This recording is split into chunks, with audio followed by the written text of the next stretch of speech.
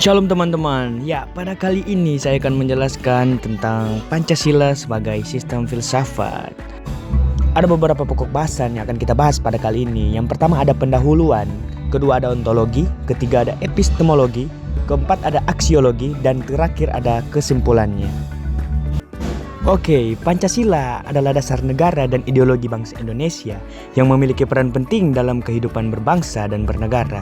Sebagai landasan filsafat, Pancasila berfungsi sebagai pandangan hidup yang mencakup nilai-nilai luhur yang harus dijadikan pedoman bagi seluruh rakyat Indonesia. Filsafat Pancasila mencakup gagasan tentang hakikat manusia, hubungan dengan Tuhan, serta keterkaitan dengan kehidupan bermasyarakat dan bernegara. Kita masuk dalam ontologi Pancasila.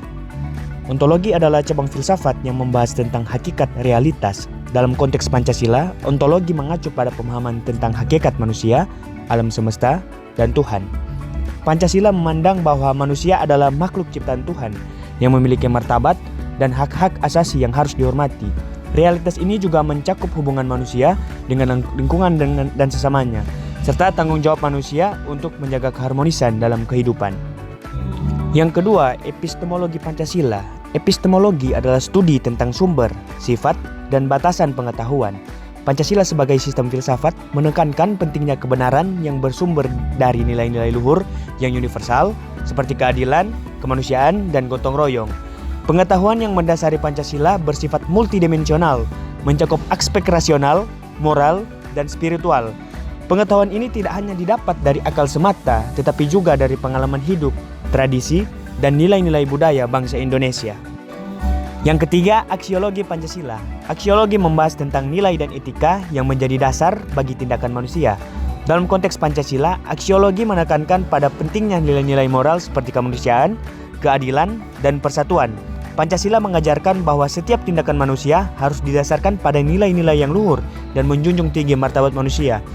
Ali Amran 2022 dalam bukunya Pendidikan Pancasila di Perguruan Tinggi menjelaskan bahwa Pancasila merupakan sistem etika yang harus diajarkan di seluruh level pendidikan, mulai dari dasar hingga perguruan tinggi.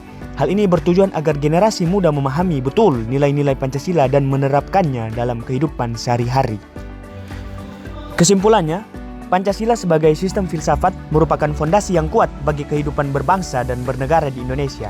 Nilai-nilai yang terkandung dalam Pancasila tidak hanya relevan dalam konteks politik dan hukum, tetapi juga dalam kehidupan sehari-hari. Melalui pendekatan filsafat, Pancasila dapat dipahami sebagai panduan yang komprehensif dalam menjalani kehidupan yang berlandaskan pada nilai-nilai moral, etika, dan spiritual.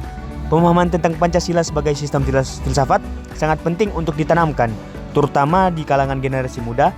Dengan demikian, Pancasila dapat terus menjadi pedoman yang relevan dalam menghadapi perubahan zaman dan tantangan global. Ya, itulah bahasan tentang kita pada hari ini. Terima kasih.